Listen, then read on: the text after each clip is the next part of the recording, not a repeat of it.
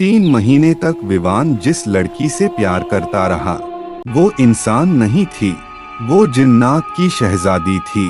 और जब विवान को ये सच्चाई पता चली तब तक बहुत देर हो चुकी थी। नमस्कार दोस्तों, आज की कहानी सिर्फ एक प्रेम कहानी नहीं है। ये कहानी है इंसान और जिन्नात की दुनिया के बीच एक खामोश दास्तान। मुंबई शहर रोशनी से भरा हुआ, लेकिन हर रोशनी के पीछे कुछ साए भी होते हैं जो दिखाई नहीं देते। उसी शहर में रहता था एक साधारण परिवार, राहुल देव, उनकी पत्नी श्वेता और उनका 18 साल का बेटा विवान। नया शहर, नया घर, नया स्कूल, नई शुरुआत में सब कुछ सामान्य था। विवान रोज स्कूल जाता, हंसता, मुस्कुराता, सपने देखता, लेकिन उसे क्या पता था कि कोई उसे दूर से देख रहा है। एक शाम जब वह स्कूल से लौट रहा था, सड़क पर अजीब सा सन्नाटा था। पेड़ भी जैसे हिलना भूल गए थे। अचानक उसे पीछे से हल्की सी आहट सुनाई दी, जैसे कोई उसके कदमों के साथ चल रहा हो। वो रुका, धीरे से मुड़ा, लेकिन वहां कोई नहीं था। उसने फिर चलना शुरू किया। आहट फिर आई। अब उसकी धड़कन तेज हो चुकी थी, बहुत तेज। वो लगभग भागते हुए घर पहुंचा, दरवाजा बंद किया और तभी उसका शरीर कांपने लगा। रात गहरी हो चुकी थी, कमरे में हल्की सी रोशनी थी। अचानक तेज हवा का झोंका आया, खिड़की अपने आप खुल गई, पर्दे जोर से लहराने लगे और तभी एक धीमी आवाज गूंजी, विवान, डरो मत, मैं तुम्हें नुकसान नहीं पहुंचाऊंगी। विवान पसीने से भीग गया और चीख पड़ा, मम्मी, पापा। अगली सुबह राहुल देव विवान को लेकर पहुंचे मस्जिद के कारी साहब के पास। कमरे में हल्की सी खुशबू थी, दीवारों पर आयतें लिखी थीं। कारी साहब ने विवान की आंखों में देखा, फिर आंखें बंद कर लीं। कुछ पल पूरी खामोशी रही, फिर उन्होंने गहरी सांस ली और कहा, डरने की बात नहीं है, लेकिन सावधान रहना होगा। तुम पर एक जिन्नात की शहजादी आशिक हो गई है। कमरे की हवा जैसे रुक गई। विवान समझ नहीं पा रहा था ये सपना है या हकीकत। कारी साहब ने एक ताबीज निकाला और उसके गले में पहनाते हुए कहा, इसे कभी मत उतारना, कभी भी नहीं। कुछ दिनों बाद उसी रास्ते पर जहां सन्नाटा उसका पीछा करता था, आज कोई उसका इंतजार कर रहा था। सफेद और हरे रंग का सूट, लंबी काली चोटी, आंखों में गहराई और हल्की सी उदासी। वो मुस्कुराई जैसे उसे पहले से जानती हो। क्या तुम मुझसे दोस्ती करोगे? विवान ठिठक गया। दिल की धड़कन फिर तेज हो गई, लेकिन इस बार डर से नहीं, कुछ और था। धीरे धीरे दोनों साथ चलने लगे, रोज मिलते, रोज बातें करते, लेकिन जैसे ही स्कूल का गेट आता, वो लड़की अचानक गायब हो जाती, जैसे हवा में घुल गई हो। विवान ने कई बार पीछे देखा, कई बार नाम लेकर पुकारा, लेकिन वो नहीं मिलती। सिर्फ एक हल्की सी खुशबू रह जाती और दिल में एक अजीब सी बेचैनी। दिन गुजरते गए, दोस्ती अब आदत बन चुकी थी।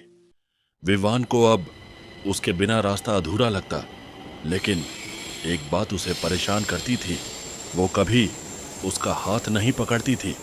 एक दिन विवान ने हिम्मत करके पूछ लिया, तुम मुझसे हाथ क्यों नहीं मिलाती? लड़की रुक गई। उसकी आंखों में अचानक नमी उतर आई। उसने धीमी आवाज में पूछा, ये ताबीज क्यों पहना है? विवान ने हल्की मुस्कान के साथ कहा, बस डर लगता था, कारी साहब ने दिया था।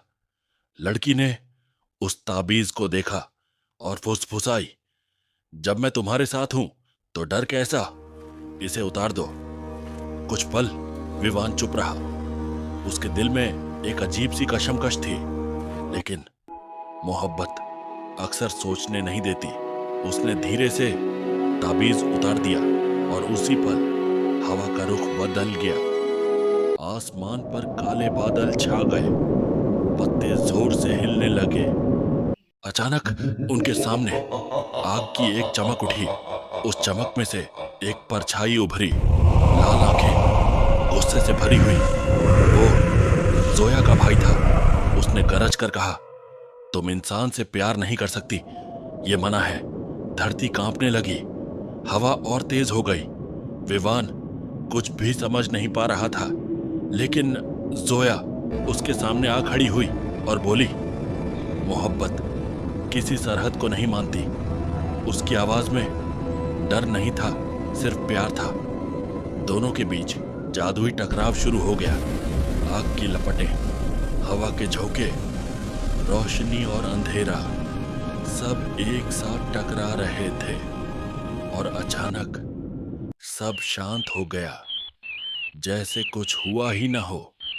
वो परछाई गायब हो चुकी थी, लेकिन खतरा अभी खत्म नहीं हुआ था। अगली सुबह आसमान साफ था, लेकिन विवान के मन में तूफान चल रहा था। जोया खामोश खड़ी थी, उसकी आंखों में रात की थकान थी और कुछ अनकहे आंसू।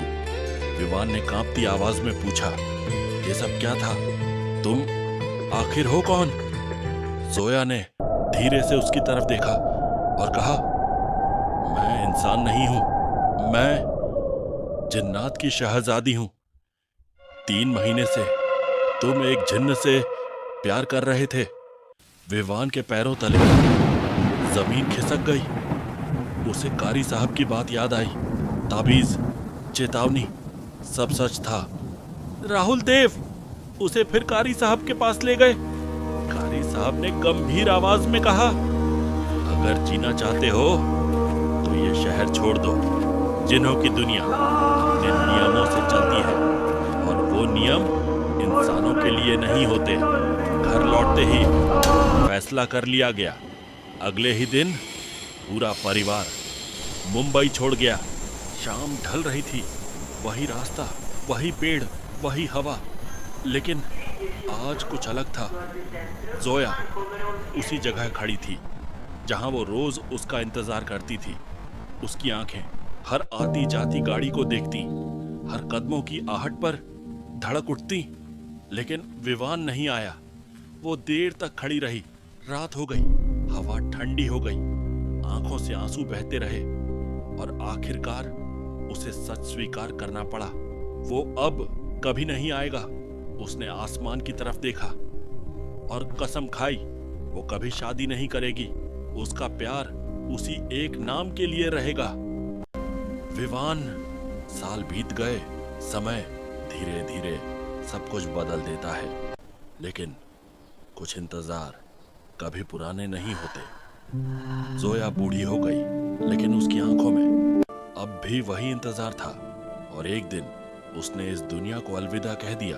लेकिन कहते हैं आज भी उस रास्ते पर कभी कभी एक हल्की सी खुशबू महसूस होती है, जैसे कोई अब भी इंतजार कर रहा हो किसी विवान का, क्योंकि तल सच्चा प्रेम कभी खत्म नहीं होता। वो बस रूप बदल लेता है और इंतजार बन जाता है। उस दिन के बाद विवान ने जोया को फिर कभी नहीं देखा, लेकिन आज भी हर रात उसे ऐसा लगता है जैसे कोई उसे दूर से देख रहा हो। क्या वो जोया थी या सिर्फ विवान का वहम? अगर आपको भी लगता है कि जोया अभी भी विवान के आसपास है, तो वीडियो को लाइक जरूर करें और ऐसी ही रहस्यमय कहानियों के लिए चैनल सब्सक्राइब करें।